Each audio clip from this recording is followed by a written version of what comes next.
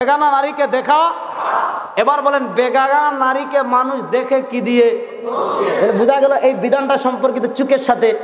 মিথ্যা কথা বলা, মিথ্যা কথা বলা, মিথ্যা কথা বলে মানুষ কি দিয়ে? কি দিয়ে?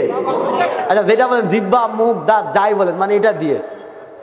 গান শোনা, বাদ দা, আচ্ছা বাদ না, গান বললে আবার পেছ লাগাইতে পারে। গান বাজনা শোনা, জোরে বলেন। গান বাজনা শোনা কি দিয়া শুনে? মদ খাওয়া কি দিয়ে খায়? কোন মানুষকে অন্যায়ভাবে পিটানো, পিটায় কি দিয়ে? তাহলে অন্যায়ভাবে কারো লাত্তি মারা, লাত্তি মারে কি দিয়ে? ইসলামী শরীয়তের কিছু বিধানাবলী আছে যেগুলোর সম্পৃক্ততা শরীরের অঙ্গ প্রত্যঙ্গের সাথে। যেমন হজ করো, কি লাগে? শক্তি না থাকলে হজ করতে। আমাদের বাঙালি মানুষ তো মনে করেন সারা জীবন আকাম কুকাম করে, যখন একদম বৃদ্ধ হয় তখন তার আগ্রহ জন্মে যায় একটু হজ করে আসে, ঠিক না? ওয়ালিল্লাহি আলান নাসি হিজ্জুল বাইতি মান ইসতাতা ইলাইহি সাবিলা। হজ করতে শরীর লাগে, নামাজ পড়তে অঙ্গ লাগে।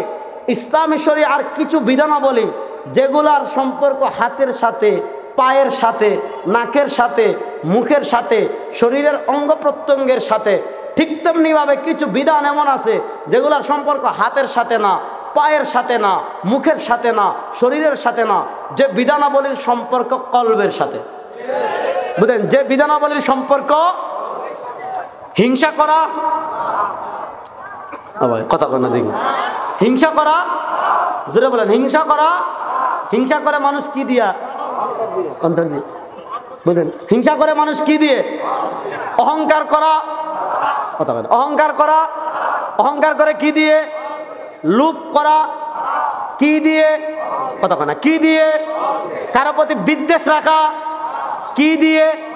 তো ইসলামী শরীয়তের মাসআলার ক্যাটাগরি দুইটা, যেমন বিধানাবলীর ক্যাটাগরি দুইটা, আপনার শরীরের ক্যাটাগরি যেমন দুই।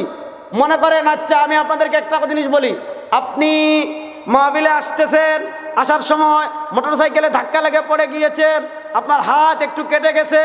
আপনার হাত কাটার পর আপনি মুফতি ফজলুল করিম সাহেবের কাছে আসবেন। কার কাছে যাবেন? কথা কয় না, কার কাছে যাবেন? কারণ এটা হলো ডাক্তারের অঙ্গ প্রত্যঙ্গের সাথে সম্পৃক্ত। আপনার অঙ্গ প্রত্যঙ্গ অসুস্থ হলে ডাক্তারের কাছে যান। আপনার অঙ্গ প্রত্যঙ্গের বিধানাবলী শিখার জন্য শিক্ষকের কাছে যান। এবার বলেন আপনার কলব অসুস্থ হয় কি হয় না? কথা কয় না, হয় কি হয় না? কেমনে হয়? আল্লাহ নবী হাদিসেও বলেছেন কেমনে হয়। আল্লাহ নবী বলেন ইদার তাকাবাল মুমিনুল মাসিয়া, কোন মুমিন যদি একটা গুনার কাজ করে, আল্লাহ নবী বলেন নুকিতাত ফি কলবিহি নুকতাতুন সাওদা, তার অন্তরে একটা কালো দাগ পড়ে যায়। কি দাগ পড়ে যায়? আবার গুনাহ করে, আবার কালো দাগ পড়ে, আবার গুনাহ দাগ পড়ে, আবার কালো দাগ পড়ে, আবার গুনাহ করে, আবার কালো দাগ পড়ে। এবার বলেন আপনার শরীরের অঙ্গ প্রত্যঙ্গ যখন অসুস্থ হয় আপনি নিজে চিকিৎসা করেন? যে আমার মাথা কাটছে, ডাক্তারের কাছে যাবো, আমি তো আলে হাদিস, আমি সালাফি, আমার কোনো ডাক্তারের কাছে যাওয়ার দরকার নাই, আমি নিজেই আমার মাথার চিকিৎসা করব। আপনার দাঁতে ব্যথা করতেছে, নিজে অপারেশন করবেন না ডাক্তারের কাছে যান? এবার বলেন আপনার কল্প অসুস্থ হয় কি হয় না? জুড়ে বলেন হয় কি হয় না? এবার বলেন কল্পকে সুস্থ করার দরকার আছে না নাই? এবার কল্পকে সুস্থ করবেন কাদের মাধ্যমে? সিরাতাল্লাযীনা আনআমতা আলাইহিম। কল্পকে সুস্থ করবেন মা'আস সাদিকিন ওয়াস সিদ্দিকিন ওয়াস শুহাদাই ওয়াস সালিহিন। আল্লাহর নবী ছিলেন কলবের ডাক্তার। বাবা ইব্রাহিম দোয়া করেছেন, ইসমাইল দোয়া করেছেন, রব্বানা ওয়াবআস ফীহিম রাসূলাম মিনহুম ইয়াতলু আলাইহিম আয়াতি ওয়া ইউআল্লিমুহুমুল কিতাবা ওয়াল হিকমাতা ওয়া ইউযাক্কিহিম। আল্লাহর নবী ছিলেন কলবের ডাক্তার, মানুষের হৃদয় পরিশুদ্ধ করেছেন। আল্লাহর নবী ইন্তেকাল করে পৃথিবী থেকে চলে গিয়েছেন।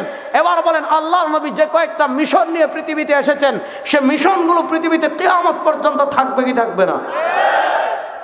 আল্লাহর নবীর আনিত মিশনগুলো পৃথিবীতে কিয়ামত পর্যন্ত থাকবে কি থাকবে না? এবার বলেন আল্লাহর নবীর মিশন ছিল তাসকিয়া, মানুষের হৃদয় পরিশুদ্ধ করা। সেই হৃদয় পরিশুদ্ধ করার মিশন পৃথিবীতে কিয়ামত পর্যন্ত থাকবে কি থাকবে না? কারা করবে? নবীর উত্তরসূরি যারা, তারা। নবীর উত্তরসূরি যারা। এবার দেখেন আপনার হৃদয় পরিশুদ্ধ করার দাম কতটুকু এবং আল্লাহর ওয়ালিদের মজলিসে বসার দাম কতটুকু। একটা হাদিস শোনাই, শুনিয়ে শেষ করব, মনোযোগ দিয়ে হাদিস শুনেন।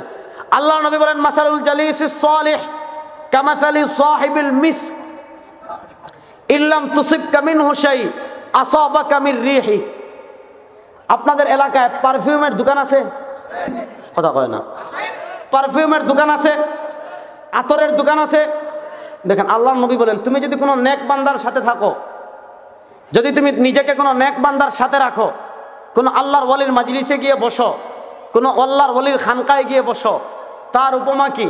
আল্লাহর নবী বলেন কামাসালি সাহিবিল মিসকি, আতর ওয়ালার মতো, পারফিউম ওয়ালার মতো, সুগন্ধি ওয়ালার মতো। ইল্লাম তুসিক্কা মিনহু শাই আসাবাকা মির রিহিহি। তুমি কোনো আতরওয়ালার কাছে গিয়েছো, তুমি কোনো পারফিউমের দোকানে গিয়েছো, তুমি কোনো সুগন্ধি বিক্রেতার কাছে গিয়েছো, সে তোমাকে আতরও দেয় নাই, সে তোমাকে সুগন্ধিও দেয় নাই, সে তোমাকে পারফিউমও দেয় নাই, কিন্তু তার দোকানে গিয়ে যদি তুমি বসো, আসাবাকা মির রিহিহি, তোমার নাকে এসে আতরের ঘ্রাণ, তোমার নাকে এসে পারফিউমের ঘ্রাণ, তোমার নাকে এসে সুগন্ধি লাগবে কি লাগবে না? আল্লাহ নবী বলেন এটা হলো আল্লাহ ওয়ালার উপমা। তুমি আল্লাহ ওয়ালার মাজলিসে বসবা, আল্লাহ ওয়ালার সাথে নিজেকে জড়িয়ে রাখবা। তুমি যদি তার মতো আল্লাহর ওয়ালি নাও হও, আল্লাহ তার গ্রানে তোমাকে গুনাহ থেকে বাঁচিয়ে রাখবেন। আর ওয়ামাসালুল জালিসিল খাবিস কামাসালি সাহিবিল কির। কুরবানির সময় দেখেন না, আপনার বডিতে যদি জং লাগে, তখন আপনি কি করেন? আপনার বডির থেকে জং ছুটানোর জন্য হাপরওয়ালার কাছে যান। এই যে এটাতে কি কয় আপনারা, কামারের কাছে যান না? তখন কামার বডিটারে আগুনে দিয়া করে নেই এরকম, কথা বলে না, করে নেই এরকম। তো আল্লাহ নবী বলেন এটা হলো কামাসালি সাহিবিল কির। খারাপ লোকের সাথে মিশবা, খারাপ লোকের সাথে চলবা, খারাপ লোকের পিছনে দৌড়াইবা, খারাপ লোকের অনুসরণ করবা, খারাপ লোকের নেতা মানবা, খারাপ লোকরে তোমার ইমাম মানবা, খারাপ লোকরে তোমার নেতা মানবা, ফাসিককে তোমার ইমাম মানবা, ফাসিককে তোমার শায়েখ মানবা, কোরআন পড়তে পারে না তার ইসলামিক স্কলার মানবা, আরবি পড়তে পারে না তার পিছনে দৌড়াইবা। আল্লাহর নবী বলেন তার উপমা হইল কামাসালি সাহিবিল কির, হাপরওয়ালার মতো। ইল্লাম তুসিক্কা মিনহু শাই আসাবাকা মিন দুখানিহি।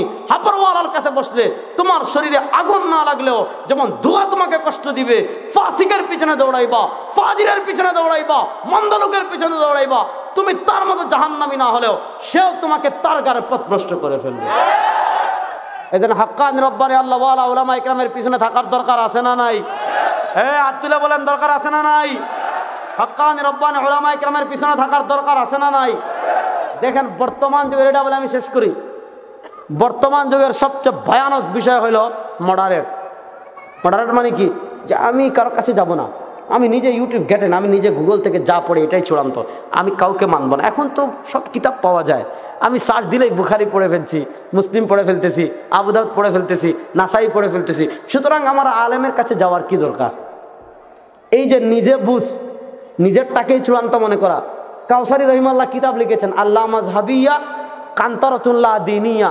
কেউ যদি এইটা মনে করে যে আমি কাউরে মানব না, আমি নিজেই স্বর্গসেরবা, উনি বলেন কান্তরাতুল্লাহ দিনিয়া। এইরকম যদি কেউ মনে করে, কোনো উস্তাদের কাছে না গিয়ে, কোনো শায়েখের কাছে না গিয়ে, কোনো আলেমের কাছে না গিয়ে, দিন না শিখে নিজে নিজে দিন শেখা শুরু করে, নিজে নিজে কোরআনের ব্যাখ্যা করা শুরু করে, নিজে নিজে হাদিসের ব্যাখ্যা করা শুরু করে, কাউসারি বলেন লা দিনিয়া, সে ইমান হারানোর ব্রিজে উঠে গেছে। ব্রিজ ক্রস করলেই সে ইমান হারা হয়ে যাবে। তো কাউসারি রহিমাল্লাহ যখন প্রথম এই কিতাব লিখেছিলেন, অনেকে মনে করে যে কাউসারি রহিমাল্লাহর কিতাবটা শক্ত হয়ে গেছে। কাউসারি ইন্তেকাল করেছেন 1371 হিজরিতে, আজ থেকে প্রায় 70-80 বছর আগে। 70-80 বছর পরে এই বাস্তবতা আমাদের সামনে সুস্পষ্ট হয়ে গিয়েছে। কত মানুষ নাস্তিক, মুরতাদ, ইসলাম থেকে বের হয়ে যাচ্ছে শুধু নিজে নিজে কোরআন গবেষণা করে, ঠিক না? এজন্য দেখেন একটা হাদিস শোনাই, ইবনে আব্বাস রাদিয়াল্লাহু আনহু বক্তব্য বুখারী শরীফে আসছে তরজমাতুল বাবে, এবং একই বক্তব্য ইমাম আবু বকর ইবনে আবি শায়বা রাহিমাহুল্লাহ মুসান্নাফ ইবনে আবি শায়বা এনেছেন। ইবনে আব্বাস বলেন মান ইউরিদিল্লাহু বিহি খায়রান ইউফাক্কিহু ফিদ্দিন, আল্লাহ যাকে চান তাকে দ্বীনের ফিকহ দান করেন। ইন্নামাল ইলমু বিত্তাআল্লুম, তবে তুমি ইলম শিখতে হলে আলেমের কাছে যেতে হবে। বলেন, ইলম শিখতে হলে আলেমের কাছে, কথা কয় না, ইলম শিখতে হলে আলেমের কাছে। আপনি নিজে নিজে পড়লে জানলেন, আপনি নিজে নিজে কয়েকটা বই পড়লেন, আপনি জানলেন, কিন্তু আপনি আলেম হয়ে যান, আপনার জন্য ফতোয়া দেওয়া জায়েজ, আপনার জন্য দ্বীনের কোনো বিষয় নিয়ে নাক গলানো জায়েজ। এজন্য আমরা নিজে যদি না বুঝি আলেমের কাছে যাব, নিজে নিজে বুঝে ফতোয়া দেওয়া শুরুও করব না, আর ইসলামী শরিয়ার কোনো বিষয় নিয়ে নাকও গলাবো না ইনশাআল্লাহ। বয়ান শেষ। বেশ কিছু প্রশ্ন আসছে, এখন এত প্রশ্নের উত্তর দিলে তো ওনারা এত সময় দিবে কিনা, কয়েকটা প্রশ্নের উত্তর দেই। আসসালামু আলাইকুম হজরত, সুন্নত নামাজ ঘরে আদায় করলে কোনো সমস্যা আছে কি, এবং আগের সুন্নত পরেও ফজরের পরের সুন্নত আগে আদায় করলে কোনো সমস্যা আছে কি? বেশ কিছু প্রশ্ন। সুন্নত ঘরে পড়া উত্তম। আল্লাহ নবী ইসলাম বলেছেন লা তাজআলু বুয়ুতাকুম কুবুরা। আল্লাহ নবী ইসলাম বলেছেন তোমরা তোমাদের ঘরকে কবর বানায়ো না, মানে কি ঘরে নামাজ পড়বো। আল্লাহ নবী ইসলাম সুন্নত নফলগুলো ঘরে পড়তেন। আর এই জন্য আল্লাহ নবী বলেছেন ইদা উকিমাতিস সালাহ ফালা তাকুম হাত্তা তারাউনি। আল্লাহ নবী সুন্নত পরে ঘরে আসতেন, সাহাবা ইকরাম যখনই নবীকে দেখতেন তখনই কাতার সুদা করে ফেলতেন। এজন্য সুন্নত ঘরে পড়া উত্তম। সুন্নত কোথায় পড়া উত্তম? বাকি থাকলো ফজরের সুন্নত। একটু মনোযোগ দিয়ে এই মাসালাটা শুনেন। অন্যান্য সুন্নতের থেকে ফজরের সুন্নতের গুরুত্ব বেশি। আল্লাহ নবী ইসলাম হাদিসে বলেন রাকাতাল ফাজরি খায়রুম মিনাদ দুনিয়া ওয়া মা ফিহা। ফজরের 2 রাকাত সুন্নতের গুরুত্ব দুনিয়া এবং দুনিয়ার সব কিছু থেকে বেশি। এজন্য এক হাদিসে আছে ইদা উকিমাতিস সালাত ফালা সালাতা ইল্লাল মাকতুবা। যদি একামত হয়ে যায় তাহলে কিন্তু আর কোনো সুন্নত নাই। আপনি জোহরের নামাজে গেছেন, গিয়ে দেখছেন একামত হয়ে যাচ্ছে। আসরের নামাজে গেছেন, গিয়ে দেখছেন একামত হয়ে যাচ্ছে। এশার নামাজে গেছেন, গিয়ে দেখছেন একামত হয়ে যাচ্ছে, আর কোনো সুন্নত নাই। ফালা সালাতা ইল্লাল মাকতুবা, গিয়েই ফরজ নামাজে শরীক হয়ে যাবেন। কিন্তু দেখেন একটা কথা বলি আমি আপনাদেরকে, দিন বুঝতে হবে সাহাবা ইকরামের মতো করে। হাদিস ফাসাল্লা রাকাতাইন খাফিফাতাইন, 2 রাকাত সুন্নত দ্রুত পড়ছেন, তারপরে ফজরের জামাতে শরীক হয়েছেন। যেহেতু ফজরের সুন্নতের গুরুত্ব বেশি, এজন্য আপনি যদি মনে করেন সুন্নত দ্রুত একটু আড়ালে কাতারে না, একটু ভিন্নভাবে বারান্দায় সুন্নত পড়ে জামাতে শরীক হতে পারবেন, তাহলে আপনি সুন্নত পড়ে তারপর জামাতে শরীক হবেন। আর যদি দেখেন সুন্নত শেষ হলে জামাত শেষ হয়ে যাবে, তাহলে আপনি জামাতে শরীক হবেন।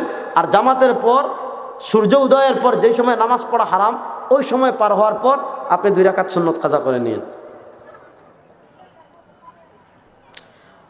আসসালামু আলাইকুম হযরত, আমি শুনেছিলাম যে নবী করিম সাল্লাল্লাহু আলাইহি ওয়াসাল্লাম যুবক দেখলেই জিজ্ঞাসা করতেন যে তুমি কি বিয়ে করেছো, এটা কতটুকু সত্য? দেখেন আল্লাহ নবী সাল্লাল্লাহু আলাইহি ওয়াসাল্লাম নিজে বিয়ে করার উৎসাহ দিয়েছেন।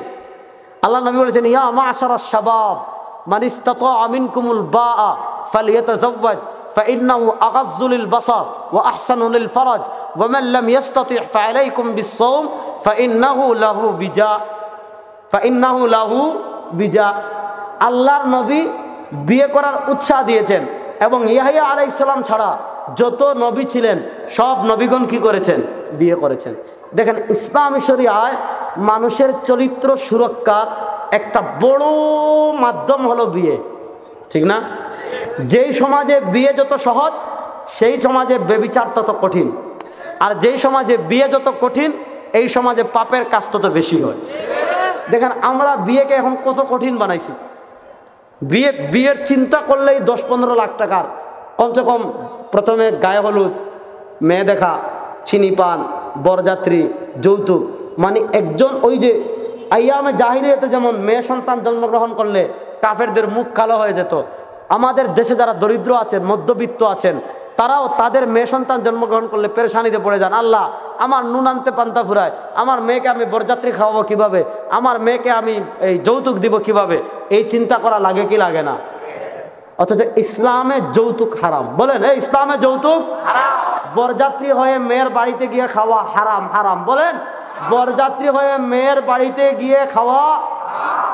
আমি ফতোয়া দিয়ে গেছি, বললেন যে আপনারা সব ফতোয়া দিছে, যদি কেউ সাহস থাকে বলেন আমার ফতোয়া খন্ডাইতে। বলেন মেয়ের বাড়িতে গিয়ে লুক নিয়ে খাওয়া, 100 জন 200 জন 300 জন নিয়ে গিয়ে বরযাত্রী এই সিস্টেমে গিয়ে খাওয়া, যারা বলেন বিয়ের কঠিন বানাই ফেলছে। অথচ আল্লাহ নবী ইসলামের যুগে বিয়ে কত সহজ ছিল। একটা হাদিস শুনাই, আল্লাহ, আপনারা বিরক্ত হচ্ছেন না তো? আল্লাহ নবী ইসলাম একদিন মসজিদে নবীতে বসা, ফাজা হাতিমরা এক মহিলা আসছে, এসে বলে ইয়া রাসূলুল্লাহ আমারে বিয়ে করেন। এক মহিলা এসে বলতেছে ইয়া রাসূলুল্লাহ আমারে বিয়ে করেন। আল্লাহ নবী ইসলাম কিছুক্ষণ চুপ করে বসে আছেন। ওই মহিলা আবার কিছুক্ষণ পরে দাঁড়াইছে, দাঁড়িয়ে বলে ইয়া রাসূলুল্লাহ আমারে বিয়ে করেন। আল্লাহ নবী ইসলাম আবার চুপ করে বসে আছেন। ওই মহিলা আবার কিছুক্ষণ পরে দাঁড়িয়েছে, আবার বলে ইয়া রাসূলুল্লাহ আমাকে বিয়ে করেন। আল্লাহ নবী তখনও কিছু বলেন না। এক সাহাবী দাঁড়াইলেন, বলেন ইয়া রাসূলুল্লাহ আপনি যে বুঝছি আপনার মন মানসিকতা বিয়ে করার না, এক কাজ করেন এই মহিলারে আমার সাথে বিয়ে দিয়ে দেন। বলেন না সুবহানাল্লাহ। আল্লাহ নবী বলেন হালিং দেখা সাই, তুই মোহর দিবা কিছু আছে? কই ইয়া রাসূলুল্লাহ কিচ্ছু নাই দেওয়ার মতো। কই বাড়িতে যাও গিয়ে তালাশ করো তো। কই ইয়া রাসূলুল্লাহ তালাশ করে একটা পাথর পাইছি আর কিছু নাই। আল্লাহ নবী সাল্লাল্লাহু আলাইহি ওয়াসাল্লাম তখন বলেন হাল ইনদাকা শাইউম মিনাল কোরআন, কোরআনের কোন সূরা কি পাও? কই ইয়া রাসূলুল্লাহ ওই শেষ করে দিচ্ছি ভাই, একটু সবর। হ্যাঁ আচ্ছা শেষ, এই সূরা আমি পারি। আল্লাহ নবী সাল্লাল্লাহু আলাইহি ওয়াসাল্লাম বললেন তাজাফফাসতুকা বিমা মাআকা মিনাল কোরআন, যাও ওই 2 সূরা তুমি মহিলারে শিখাইবা, ওই সূরাগুলারে মোহর মারাইয়া আমি মহিলারে তোমার সাথে বিয়ে দিয়ে দিলাম। বিয়ে কত সহজ ছিল। আমাদের সমাজে আমরা বিয়েকে কি করে ফেলেছি? কঠিন করে ফেলেছি। এজন্য আমরা আমাদের ছেলেকে মেয়েকে সুন্নত তরিকায় বিয়ে করার জন্য প্রতিজ্ঞাবদ্ধ আছি তো ইনশাআল্লাহ, যে এই সমাজের প্রচলিত পন্থায় আমরা আমাদের ছেলে মেয়েকে বিয়ে দিব। আচ্ছা আরেকটা গুরুত্বপূর্ণ প্রশ্ন আছে, এটার উত্তর না দিলে তো হবে না, এটার একটা উত্তর দিতেই হবে। দাঁড়ান এটা একটু দিয়ে দেই। এটা কোন দিকে গেল? দাঁড়ান, শায়েখ আসবে অবশ্যই এই প্রশ্নের উত্তর দিলে। শায়েখ এই যে ওই প্রশ্নটার উত্তর একটু দেই তারপরে। প্রশ্ন, ফরজ ইবাদত জিহাদ বাদ দিয়ে বিধর্মীদের আবিষ্কৃত গণতান্ত্রিক পদ্ধতিতে ইসলামী হুকুমত কায়েমের চেষ্টা করা কতটুকু যৌক্তিক? যে জিহাদ বাদ দিয়েছেন, জিহাদ বাদ দিয়ে আপনারা গণতান্ত্রিক পদ্ধতিতে নির্বাচনের মাধ্যমে ইসলামী হুকুমত প্রতিষ্ঠার চেষ্টা কতটুকু যৌক্তিক? আচ্ছা আমি কিছু সময়ের জন্য ধরে নিলাম যে যে সকল উলামায়ে কেরাম আমাদের আকাবিরিন হযরত নির্বাচন করেছেন, নির্বাচন তো আকাবিরা নতুন করতেছেন না, অনেক পুরাতন আগ থেকেই করতেছেন। এবং আমি আপনাদেরকে বলি, হ্যাঁ আমি আপনাদেরকে বলি, পাকিস্তান আমলে আল্লামা মুশাহিদ বাইয়ামপুরি রহিমাহুল্লাহ পাকিস্তান পার্লামেন্টের সদস্য ছিলেন। এর আগে ইব্রাহিম চৌধুরী রহিমাহুল্লাহ নির্বাচন করেছেন। আপনি যদি মনে করেন যে নির্বাচনের মাধ্যমে হবে না, জিহাদের মাধ্যমে হবে, তো আপনি জিহাদে নামেন। কথা তো বুঝেন? তো আপনি প্রথম এই কথা প্রথম একমত। দেখেন যারা এই প্রশ্ন করেন না, সবাই প্রথম এই কথায় একমত যে এখন আপনি বাংলাদেশে চাইলেই জিহাদ করতে পারবেন না। পারবেন? কথা বলেন। বাংলাদেশে আপনি কার বিরুদ্ধে জিহাদ করবেন? মনে করেন আওয়ামী লীগের বিরুদ্ধে, যে আপনি ফতোয়া দেন যে আওয়ামী লীগ মুরতাদ, ফতোয়া দিয়ে নামেন, দেখেন একদিন টিকতে পারেন কিনা। বুঝেন? আপনি প্রথম এই কথা একমত যে আপনি বাংলাদেশে চাইলে এখন জিহাদ করতে পারবেন না, 1 নম্বর। 2 নম্বর বিষয়টা বুঝেন, এই যে নির্বাচন, এইটা আমাদের আকাবিরগণ যেহেতু বিকল্প মূল পদ্ধতিগুলো গ্রহণ করতে পারছেন না, এজন্য গ্রহণ করেছেন। ব্যাপারটা বুঝেন? এখন মনে করেন এই যে বিশাল সংখ্যক মানুষ, বাংলাদেশে কখনো যদি প্রকৃত জিহাদ করার অবস্থা চলে আসে, কেউ বসে থাকবে? বসবে? নির্বাচন এটা তো গ্রহণ করেছেন, কারণ নির্বাচন এটা হলো নেতা গ্রহণের পদ্ধতি। আপনি নেতা নির্বাচন করবেন, এই নেতা নির্বাচনের যে প্রক্রিয়া, এটা হলো নির্বাচন। নির্বাচন অসংখ্য অগণিত মানুষ থেকে আপনি আপনার নেতাকে, আপনার নেতা আমি অমুককে নির্বাচন করলাম, এই অসংখ্য অগণিত মানুষের রায় ভোট নেওয়ার একটা মাধ্যমের নাম নির্বাচন। এজন্য দারুল দেওবন্দের ফতোয়া আছে, ব্যাপারে লম্বা ফতোয়া আছে। দারুল দেওবন্দের অফিসিয়াল ওয়েবসাইটে ফতোয়া আছে।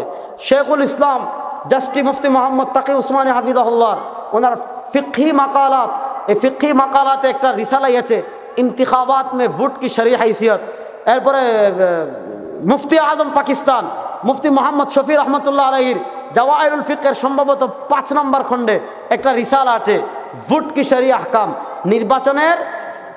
নির্বাচনের কি শরঈ পদ্ধতি। আমাদের বাংলাদেশের শীর্ষ ফতোয়া শিক্ষা প্রতিষ্ঠান মারকাজুদ দাওয়ার ফতোয়া আছে। পাকিস্তানের ইউসুফ বিন নুরি রাহিমাহুল্লাহ প্রতিষ্ঠিত জামিয়াতুল উলুমুল ইসলামিয়ার ফতোয়া আছে। ওই আকাবির হাজারাতগণ যে মতামত পেশ করেছেন, দারুল দেওবন্দ যে মতামত নির্বাচনের ব্যাপারে দিয়েছে, ওটাই আমাদের মতামত, এর বাহিরে আমাদের কোনো মতামত। এখন আপনি ওই আকাবিরদের মতে আমাদের মতামত, এটা নিয়ে আমার একটা লম্বা লেকচার আছে, এটা নিয়ে আমার একটা লম্বা আলোচনা আছে।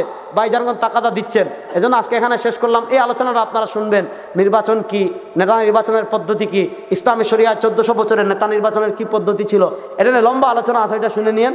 আজকে এখানে শেষ করলাম। ইন আসাবতু ফামিনাল্লাহ ওয়া ইন আখতাতু ফামিন্নি ওয়া মিনাশ শাইতান। সুবহানাকাল্লাহুম্মা বিহামদিকা আশহাদু আল্লা ইলাহা